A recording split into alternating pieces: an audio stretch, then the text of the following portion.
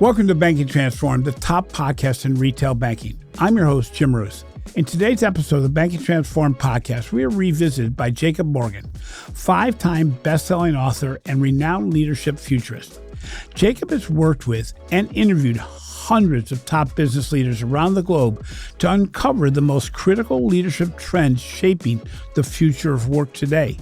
He's here to share his groundbreaking research on the top 7 leadership trends for 2024 and how they'll impact the banking industry.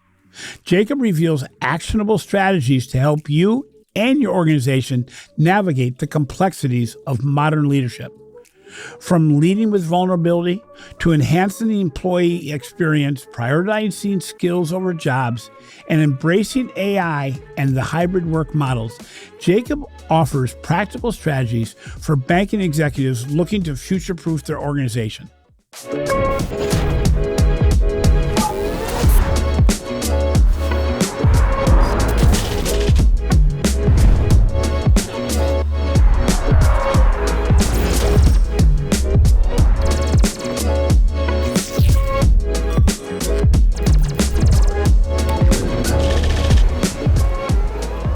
There's no question that the dynamics of leadership are in constant state of transformation as organizations grapple with the impact of hybrid work, the escalating demand for talent, and the fear of the impact of AI.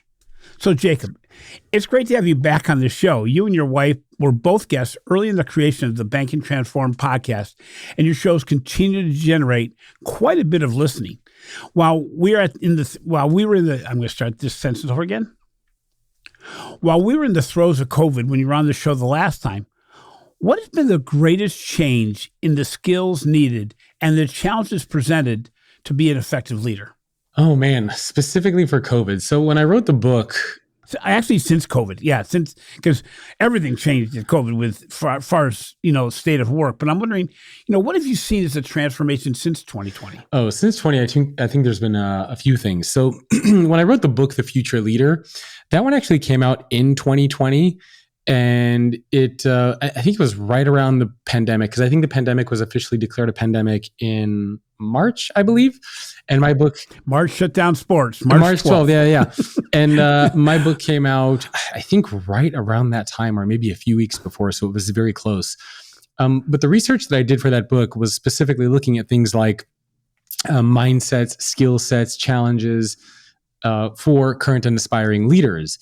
And so from that regard, I don't think there's been too much change as far as mindsets and skills. So some of the mindsets, and I don't know if you want to go over all of them, but some of the mindsets that I thought were really important that these 140 CEOs identified were things like having the mindset of the chef, which is about balancing technology and humanity, having a servant, a global citizen mindset, I should say, which is about seeing big picture.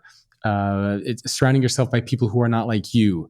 There was also the mindset of the explorer, which was this idea about having a growth mindset. And then there was also the mindset of the servant, which is not quite the same thing as servant leadership, but there were some similar attributes in there. And then we had skills like the futurist, which is being able to not predict the future, but to not be surprised by what the future might bring. We had the skill of the coach. We had the skill, and coach is helping make other people more successful than you.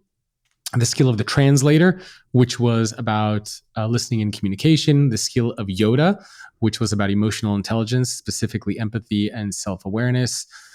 And then which one am I missing? So there was 5. So we did the coach, the futurist, technology teenager. Oh, that's the one I missed. Technology teenager. I thought I said that one.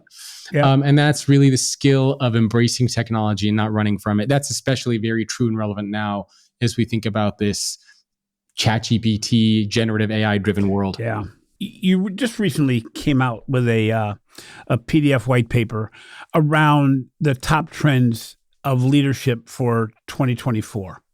And the first one you mentioned, it was kind of interesting because I related to it quite a bit. The importance of leading with vulnerability while also showing competence. I sometimes look at it as saying, you don't have to be the smartest person in the room, but you've got to be the best listener to be able to put all these pieces together.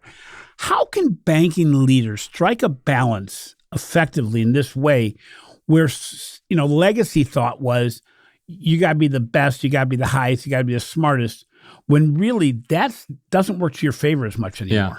Yeah. And by the way, if anybody can I tell people where they can read the PDF if they're interested? Definitely. Yes, please. So if anybody wants the PDF, we actually just put it out. I don't even think we made it completely public to everybody yet, but I think by the time this episode airs, it will be. They can go to topleadershiptrends.com and you can just download the PDF there and you can see what those 8 are.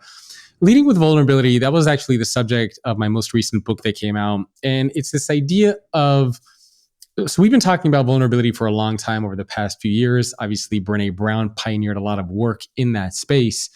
But vulnerability in the context of work is really about exposing a gap that you have, a gap in maybe experience or wisdom or knowledge or emotion or skill, whatever it is. It's basically saying, I have a gap in this area.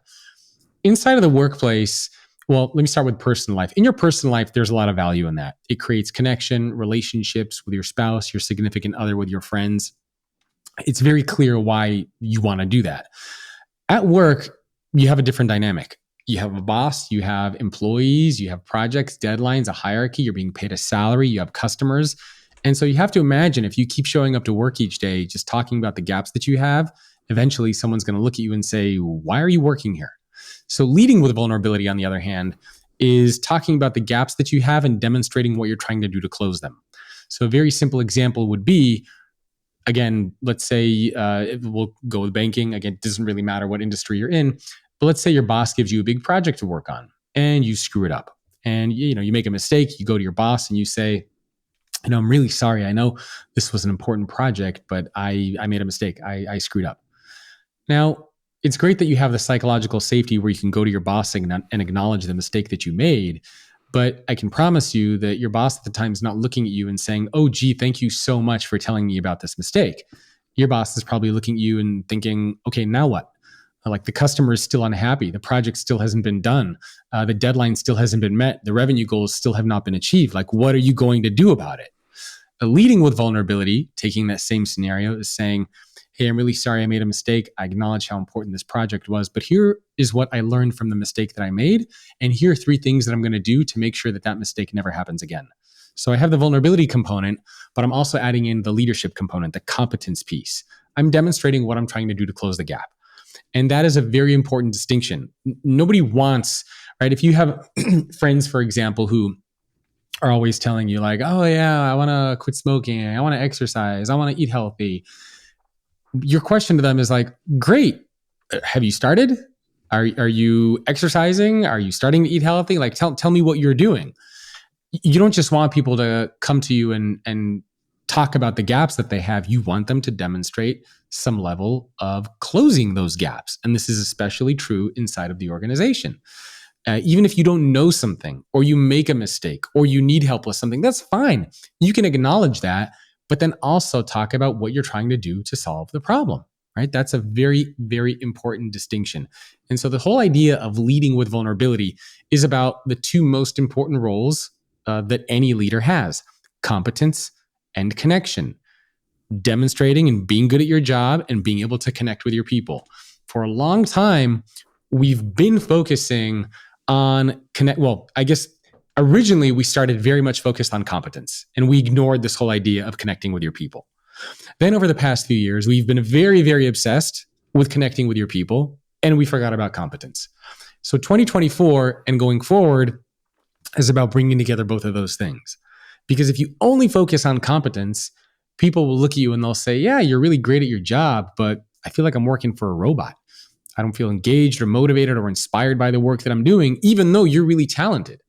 Similarly, if you only focus on connection, people might say, oh, I feel engaged and empowered and inspired by the work that I'm doing, but I don't think this person's a great leader. They're not demonstrating any kind of leadership or competence. I feel like I could do their job. So you want to be able to do both. You want people to connect with you, and you also want to demonstrate that you have the capabilities and the skills and the competence to be good at your job.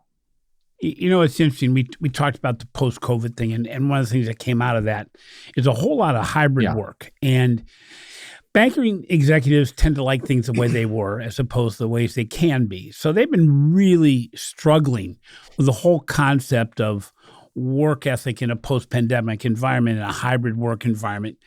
What strategies have you seen, not just in banking, but overall, where executives really try to build the next stage of work at their organizations. How have you seen leaders really excel at building the next wave of banking, be it hybrid, be it full-time in office or not?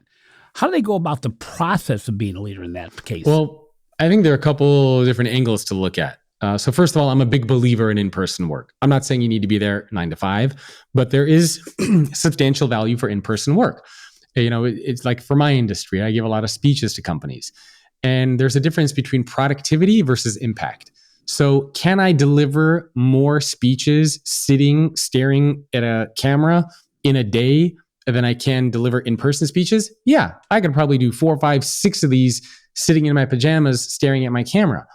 Is the impact going to be the same if I'm doing a virtual speech versus if I'm on a stage? I can see people can see me, I can look at body language, I can get together with people and talk to them. No, the impact is going to be far greater in person. Similarly, in different aspects of work, if you're meeting with customers, you're looking at leadership, training and development, coaching and mentoring, things like that. Yeah, you could probably get that stuff done behind a screen, but is it going to be far more impactful if you do that in person? Absolutely. So for certain things, there's still tremendous value for in-person work. Now, I think part of this also comes down to sort of two things. One is the goals and aspirations of the individual. So if you are somebody who wants to break through beyond mediocrity, if you are somebody who wants to get into a leadership role, leading a team, a function, a business, maybe one day a company, you need to be in person. You have to be in person. There's just no way around that. Why? I think a few reasons. Number one, you're going to get the coaching and the training from executives directly. They're going to see you. You're going to make an impact on everybody, right? By having that kind of a presence.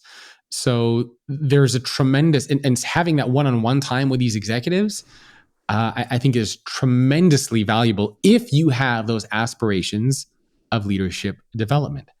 If you are somebody who doesn't have those aspirations, you're content being where you are, you're content not excelling and growing and ever moving into a leadership role, hey, by all means, don't show up to the office.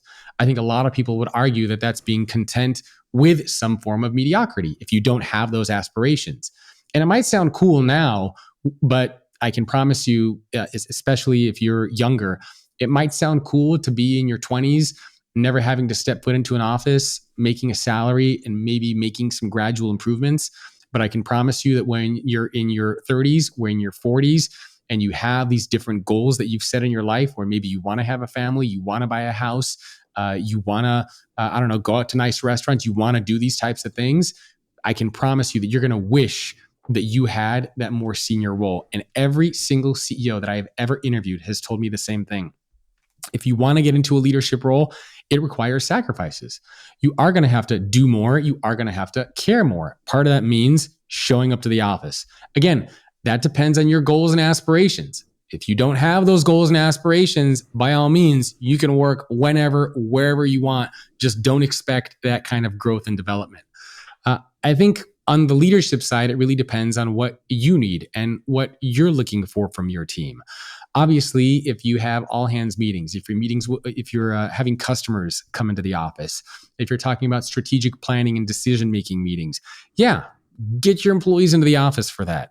However, if somebody's just at home, they're catching up on some stuff, they're working on a presentation, they're doing a couple phone calls, they're doing some project management work, then yeah, as a leader, you can have that flexibility and say, yeah, it's not really necessary for you to come into the office today.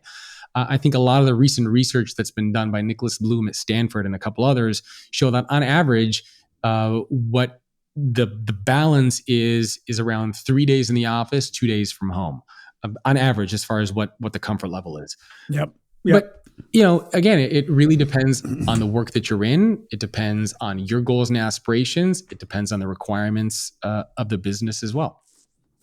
So it's interesting when you talk about the whole work environment right now, and when you look at digital transformation in almost any industry, how should leaders look at upskilling and reskilling initiatives? And at the same time, as I go to see organizations now and trade groups and everybody else. I think everybody's afraid of AI. Everybody's afraid that this is going to change. It's going to impact their job or make it so they lose their job. Well, at the same time, their organizations many times are trying to upskill and reskill for exactly that reason. How does leadership make it so employees know that they are part of the future? Because I think that's the fear that's in the back of everybody's mind. Is it a skill or is it a strategy? Well, first of all, you should feel threatened for your job. You should 100% be fearful of your job. There's this big stigma that fear doesn't belong in the workplace. I disagree. I think having a little bit of fear is actually a good thing. Fear is what keeps you working hard. Fear is what keeps you motivated. Fear is what keeps you doing good quality work. Fear is what keeps you doing the things that you need to do. If you show up to work every day and you have no fear, you're laissez-faire, I don't care. I don't need to work. I don't need to invest my own time in training and development. I don't need to pay attention to these technologies. I'm in my comfort. I'm just chilling all the time. You got a problem. You should be showing up to work thinking like, wow, my company is really making some investments here. I should probably figure out what's going on, right? I should probably learn about what things like ChatGPT are. I should probably connect with some peers. I should probably talk to my leader and figure out some potential opportunities for career pivots if I need to in the future. I should talk about what the future of my role and my job looks like. I should ask myself, what skills do I have? And if something does happen to my job, where else can those skills be applied? You 100% should be having those conversations if you are in banking or if you are in any role for that matter. You should feel a little bit threatened. You should feel a little bit scared by the things that are happening. I mean, if not, there's something wrong. So that's first of all. Second of all, what should organizations be doing? I think leaders should be very honest and upfront with their people. I don't think you should sugarcoat anything. If you do see that there is some potential threat to somebody's role, you should tell them and say, hey, look, over the next year or so, we're considering implementing something like a ChatGPT in this role. So why don't we sit down together and figure out, if you no longer had to do this aspect of your job, what else would you be able to do instead? Now, there's also a big difference between automating a job versus replacing a human. Accenture did this over the past few years. They automated around 20,000 jobs, but they didn't replace any people. These were jobs in finance. These were who we would call number crunchers. And these were 20,000 people who essentially were collecting data, analyzing data, crunching data, and then presenting the data to their clients. And Accenture was able to use AI. They were able to use a lot of bots that could do the work of those 20,000 employees in no time. But they didn't fire any of these 20,000 employees. Instead, what they did is they said, that aspect of your job, we don't need you to worry about anymore. Instead, why don't we retrain you and upskill you to become more like a strategic advisor to your client? So we'll have the bots do the data. You help the clients make sense of the data. Help them figure out the strategic decisions and actions they should be taking as a result of the data that you're getting. That is the conversation that leaders should be having with their employees. So I think being honest and being upfront with your people, but at the same time, helping them figure out that path forward is the right way to go. It's very dishonest, I think, on behalf of leaders, if you have somebody, let's say, in finance, and the technology is going to play a role there. I think it's very dishonest to go to your employees and say, you got nothing to worry about. You can be here forever, no problems. That's not true. I think the best thing that a leader can do is have that level of honesty, but balance the honesty with strategic direction and vision for where that employee can go. So if you get a sense that maybe roles in finance are going to be cut or automated, sit down with your employees and say, hey, let's take a look at the different skills that you have. Focus on internal mobility. Right, that's another big trend that we're seeing over the coming years from a lot of executives that I talk to, is how do we take employees that we have who know the business, who are talented, who have a lot of different skills, and just because their role is gone, we don't want them out of the company, but we want to figure out maybe we can retrain them and upskill them. Maybe they're in finance, maybe we can move them into another role like customer experience. Maybe they have skills that are relevant to HR. Maybe they have skills that are very relevant to operations or product or project management, and see how you can do those internal pivots. I think that's a very, very big initiative that organizations should be undertaking. But the idea that you shouldn't feel threatened, that you shouldn't have any fear, and that leaders should tell everybody that everything's going to be okay, I think is a terrible, terrible strategy. It's interesting in the banking industry, as we interview people across the globe as to what they do in their organizations, we find that the best organizations, the organizations that are the most future ready, tend to be those where leadership has embraced change that's happening around them, the thing that we all fear, which is change. And they've changed how they view the marketplace, how they implement their skill sets, how they communicate with employees, and how they deploy their intelligence into the organization. And those who stay with the same skills, with the same strategy, with the same business model from the past, tend to be falling behind. Oh, yeah. When you look at 2024 and you look at what's the difference between those executives that you already see, they get it, and those who are holding on to the past, what is the biggest trend or what's the biggest skill set that you see that difference between the winners and losers today? Because it's funny because I tell people I can interview an executive in the banking industry. Within 5 minutes, I'm going to tell whether or not they're really walking the walk or if they're just talking the talk. Because right now with things changing so fast, if you're not embracing that change, and maybe that's the skill set, if you're not embracing the change that's happening around you, you tend to fall behind very quickly, and it shows. What are you seeing in the marketplace overall that when you look and say, the difference in the way leadership's working today versus how it was implemented in the past? What is the major skill set? Well, first, I think the big question that leaders should be asking themselves is, how can I think of myself like an app? Right? I mean, think about how many times you update the software on your iPhone, your computer. I mean, even my TV has updates like every week. It's constantly fixing bugs. It's constantly updating software, improving features. My car, I have a Tesla, constantly updating. Leaders, how often do you take a step back and ask yourself, well, how often am I updating myself? I mean, why should the TV or your phone be updating more often than you are? So what are you doing to update yourself? You should be the killer app, right? We talk about the killer app. You are that killer app. So as far as what separates those who get it versus those who don't, I think there's probably a few things. I think those who get it, it's sort of probably the best analogy I can think of is exercise. So I'm really big into exercise. I'm really big into eating healthy. And, I've seen a lot of friends and I know a lot of people who usually start and then they stop. And I think the big problem with those who are able to stay healthy and those who don't is those who stay healthy view it as an ongoing journey. They know that there's never an end point. They know that this is a lifestyle, not a destination. Versus those who view it as short term, as, I'm just going to get in shape and I have an end point here. Those are the ones who always fail because there is no end point. Because as soon as you get to a certain point where you like the way you look, you like the way you feel, if you don't keep going, you fall back. Yep. So what separates the leaders who get it versus those who don't? The leaders who don't get it view it as an endpoint. And they'll say, great, I'll do this transformation. I'm going to do whatever X, Y, Z. I stopped. I'm there.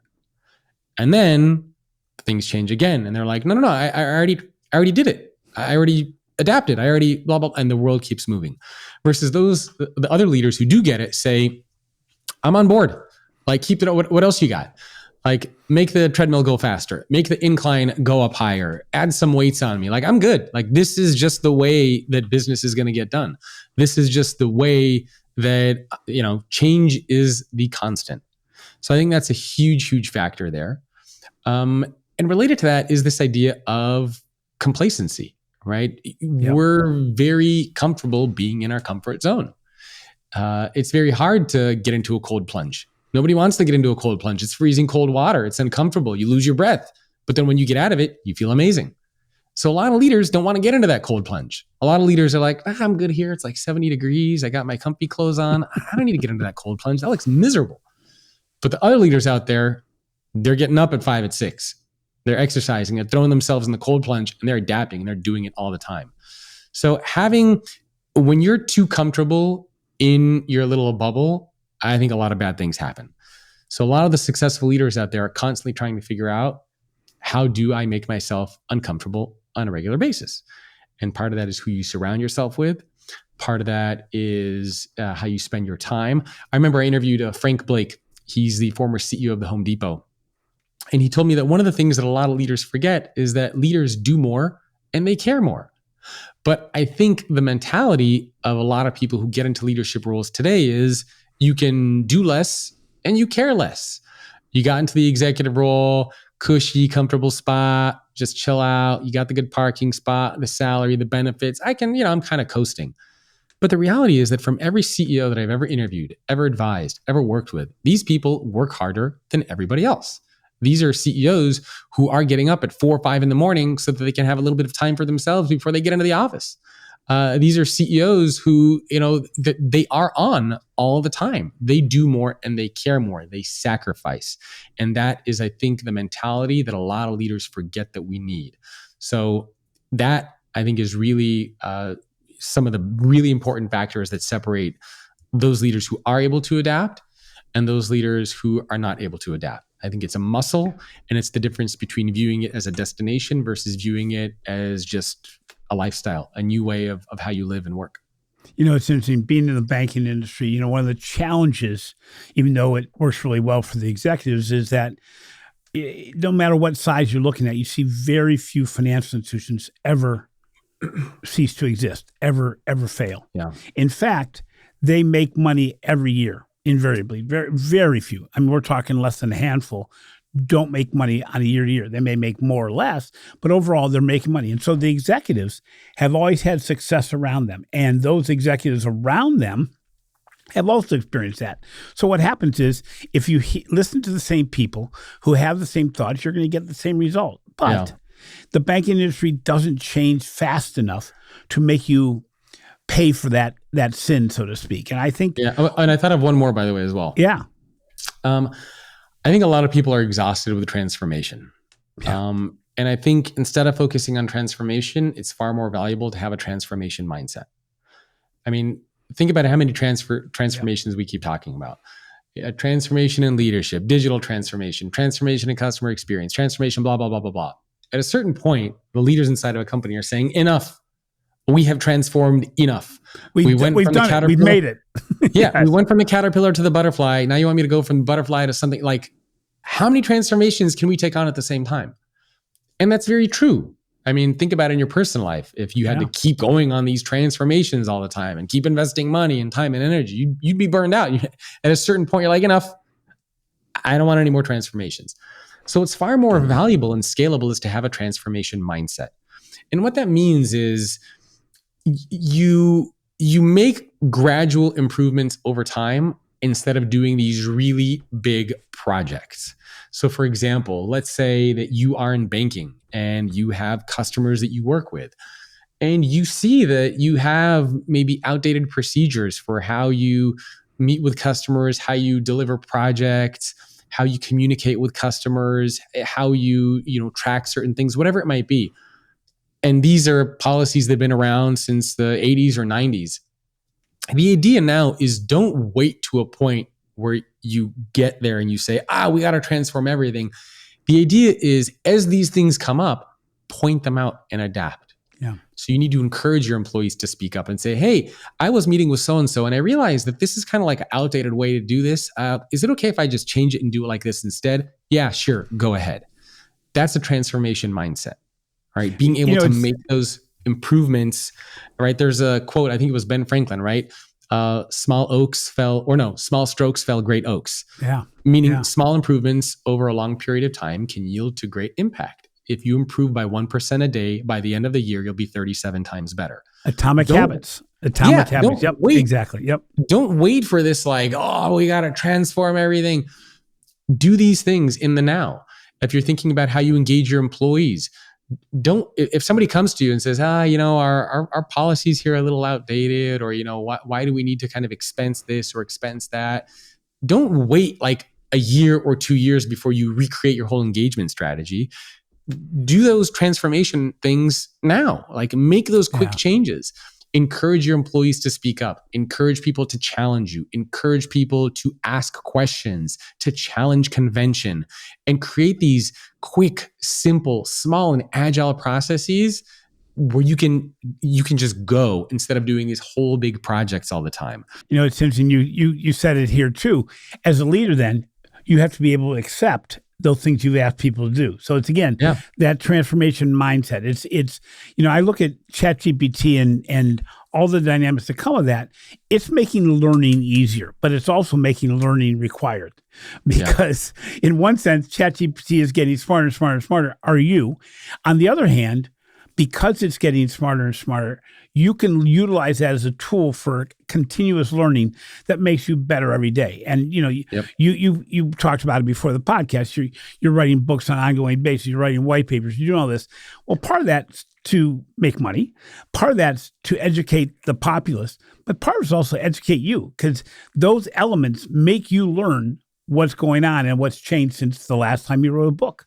And, it's extraordinarily important. I think we rest on our laurels, and in banking, it tends to be easier than some industries, because right now, at least, there's less penalty for not doing so. But we're an industry that is living off of now composable solutions, which are small solutions that can be implemented to solve major problems that are time-based, that can be implemented quickly and easily. And the beauty of that is it allows you to continuously transform. It allows you to not say, I'm going to do a core transformation. No, it says, I'm going to change the new account opening process, or I'm going to change what the screen is on the mobile app. So, Jacob, before the break, you were talking a lot about being prepared for what's coming up in the future, being prepared for change, continually educating yourself and having a transformation mindset. Yep. You advise leaders in your recent white paper to think like futurists, which is interesting because many leaders tend to fall to the, I've done it, now I can live off my laurels that I've done so well. How can executives apply scenario planning or embrace an innovation mindset to stay ahead of, or at least keep up with, change that's all around us? It's a muscle. I probably the best analogy I can think of is chess. And so what separates a more amateur novice chess player from a chess player who's more seasoned? And there are many things, but one of them is the ability to think in terms of scenarios instead of thinking in terms of single paths. Yep. So an amateur player, like for example, if I'm teaching my daughter how to play chess, she's 7, she'll move her pawn or something, and I'll say, well, what can I do? And she'll say, well, you're going to move your bishop. And she thinks in terms of single moves, right? I make a move, you make a move, I make a move, you make a move. What a lot of more seasoned players think is they say, well, if I move my pawn, you have a couple different things that you could do. You could move your pawn, you could move your bishop, you could move your queen. And depending on what you do, I'm going to think of different options for each one of those different possibilities. That's what this idea of thinking like a futurist actually is. And a lot of people think that this is some kind of a fun title that you can slap on LinkedIn, but you can actually get a certification in foresight. You can get a master's degree in this. So I went to the University of Houston to get my professional certification in foresight. And what this does is there's a series of frameworks and processes and exercises that you can go through to help you think about different scenarios and possibilities that might come in the future. And one of the most famous ones, the most useful ones, and my favorite one that I sometimes go over with CEOs is called the cone of possibilities. And the cone of possibilities is this really cool visual that allows you to think up different scenarios that might happen. So imagine, for example, that you're looking through the narrow end of a cone. Maybe it's like one of those orange cones, those parking cones that you find out on the street, and pretend that you pick it up and you look through the small hole. Now, the way that you visualize this cone is that what's closest to you is the nearest time horizon. And the farther out in the cone that you look, the farther the time horizon becomes. Now, close to you, the cone is very narrow. So there's not that many possibilities and there's not that many options. But the farther out in the cone that you look, that's the longer time horizon, the wider the cone becomes. And the wider the cone becomes, the more space there is, the more possibilities that there are for different things to happen. And this is very relevant because a lot of people might know what happens tomorrow, next week, next month, maybe through the end of the year. But if somebody were to say, well, what do you think is going to happen to your business in 2 years, in 3 years, in 4 years, in 5 years? All of a sudden, it becomes very, very fuzzy. And so going through this exercise just helps you think about some of the things that might be possible. And there are 4 questions that I think that are very useful for executives to go through. So the first is asking yourself. So first, you write down, a scenario that you think might happen. So let's say we think of automation, right? Automation in terms of banking. And I think, ChatGPT is going to come by and it's going to replace, 10 million jobs in banking. Like 10 million employees in banking are going to lose their jobs. So that's one scenario. Now you might ask yourself, well, why would that happen? Right? What would cause that to happen? What would cause 10 million banking professionals to lose their jobs in the banking sector with technology? Probably a few things would need to happen. So number one, something like ChatGPT would need to continue to grow and advance. Maybe we'd be at like ChatGPT 6.0. Number two, a lot of executives at these banking organizations would have to say, yeah, we don't need people anymore. Let's bring in the bots. Number three, we would have to stop with any kind of training and development programs. Number four, these individual employees would have to say, yeah, I'm not going to invest in any time in training and development. I'm okay to get replaced. And so you think about that scenario and you're like, well, those things are probably not super likely. So then you ask yourself, well, what else might happen? Well, another scenario, and again, what else might happen? You can think of maybe 2, 3, 4, 5 other scenarios. Maybe another scenario is that, yeah, certain aspects of your job get automated, but you as a human stay in the role, you stay in the company, but some of the work that you're doing is now augmented by AI. So that's kind of the second question you ask. What else might happen? A third question we kind of alluded to as I was talking about the first one is, what are some of the factors that would influence why something will or will not happen? So imagine you have your one scenario. Now you ask yourself, what else might happen? Now you have these other scenarios. Now the third question is, what might impact why each one of these scenarios will or will not happen? And you kind of write all those out. And then the fourth question you ask yourself is, what do you actually want to happen? Because one of the things that we forget is that the future of work isn't something that happens to us. The future of work is something that we can shape and design and create and build. And one of the things that a lot of leaders struggle with is they ask, well, what is the future going to look like? What is our business going to look like? But the reality is they should be saying, what is the future that we want to happen? How are we going to make that future happen? What do we want our business to look like in this technology-driven world? And what steps are we going to take to make that future a reality? So I think if a lot of executives can visualize that cone, they can ask themselves these 4 questions. And you can bring in a futurist to go through like multi-day workshop. I mean, there's a lot that you can do with this, but at least for yourself, just ask these questions, play around with these different scenarios, talk to your team, and you can start to see what sorts of things might come up and build that as a muscle. And it might sound silly, but learn how to play something like chess. Well, it's interesting because that really gets into the whole aspect of building resilience, which now more than ever, if you're not prepared for different scenarios, you're unprepared. Now that sounds logical, but the reality is the impact is so dramatic. I mean, we look in the banking world, interest rates have gone up after not moving for 5 to 10 years. We have savings accounts now being more important because interest rates have gone up, with a whole line of executives being hired that have never looked at new rates every week, or the way I used to as a management trainee, looking at the dynamics of what is that impact. Generative AI. I mean, generative AI in a day changed the entire industry and humans, because they could actually use it going forward to change the way they looked at the world. And speaking of generative AI and ChatGPT, obviously they're changing everything around us. What opportunities and challenges do you see from the executive perspective as to how generative AI and ChatGPT not only gets deployed, but how organizations get ready for the potential of such? I see tons of opportunities for leaders across any industry, even if you're in banking. I mean, you'd be surprised the types of things that you can put into ChatGPT to get help. For example, you can go into ChatGPT and say, I have this employee who works for me. He is in customer service. He's really good at people skills. He's really good at marketing. He's really good at things related to emotional intelligence, but he's looking to transition into a role that's a little bit more focused on analytics. He has some high level understanding, but he really wants to do a deep dive into analytics and shift into that role in the business.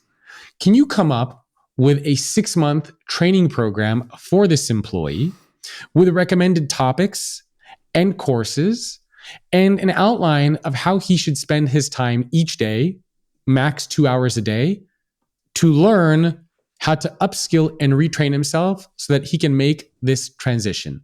And please give me links to any relevant courses that exist online that he can take.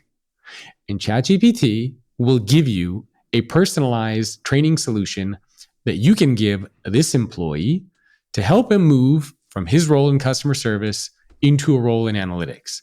Now, if you think about what that required in the past, it was enormous, time-intensive resource, probably required meetings, getting together teams, doing research online, looking at the different. It was consultants. Consultants. Nobody had all that skill set in their minds, so you have to go to people that did this for a living. Yeah. So now you can see these types of amazing things that you can do with ChatGPT. I'm preparing for a one-on-one meeting, right? I'm preparing for a one-on-one meeting. Upload a previous performance appraisal into ChatGPT and say, I have a one-on-one meeting with this employee. Help me prepare for it. What are some good questions I can ask this employee because I want him to excel in these 3 particular areas, or I want to put him or her on a leadership track over the next 1 or 2 years. Like, give me some questions that I can ask and some topics that we should discuss. Or give me a template. I want to evaluate my employees. I want to have a performance appraisal template that I can use that focuses on these key areas of people management, of analytics, and on customer service. It'll give you a template. Like, having this kind of an assistant, having this kind of a resource is enormously valuable. Let's say you want to send a message. It's so quick. And you want to send a message to your team. Yep.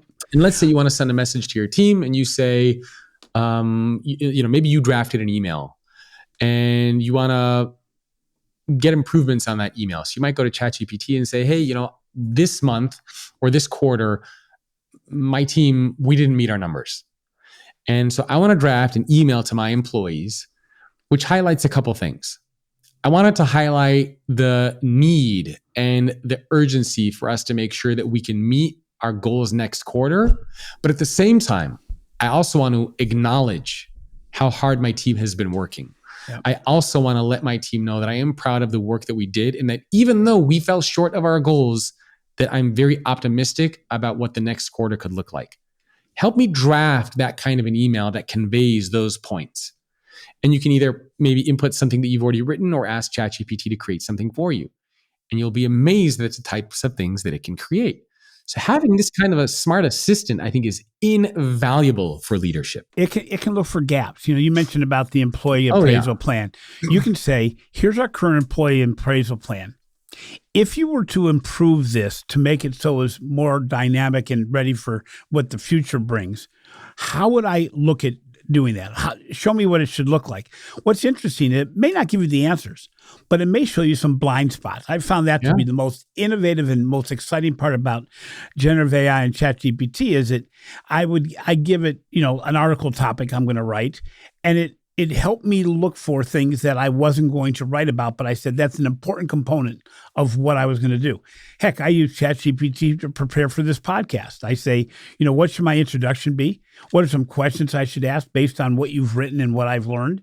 And it may, as I said, your ability to say it may not be perfect, but to be that great assistant that can look for the gaps. Leah and my team know that we have this person who was on. It was an author that wrote a book with 32 different people. And those 32 different people each had a chapter. And he asked ChatGPT, for each of these chapters, if you're going to write, only give it a 1-star review, why did it only get 1 star? So as opposed to saying, how can I make this better? It said, what happened here was my blind spot, which you can accept or not accept. And as you know, it's for people that say, oh, I don't believe in ChatGPT. I don't need it. The reality is you may not like it because you weren't asking the right questions. It really helps in asking those questions. So tremendous value. Jacob, as we're looking to finalize this podcast, 2 things come to mind. One is, what do you see as the biggest gap in leadership today based on where you think it should be? Biggest gap is this idea that we talked about at the very beginning of combining leadership with vulnerability, competence with connection. I think we're very much forgetting about the performance and the leadership aspect. And I hope that 2024, that's going to be the big trend that we bring back. The second question is, if I was wanting to become a leader, and I'm not one right now, and I want to find the way I can become a better leader, where do I focus my energy? Well, number one, you don't need anybody's permission. You don't need to ask anybody for anything. You can decide to become a better leader and learn the things that you need.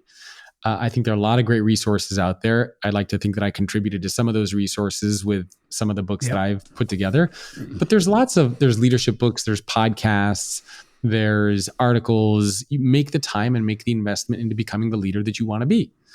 Probably the best thing that you can do is surround yourself by other leaders at your company. Number one, find a leader inside of your organization who you would like to emulate.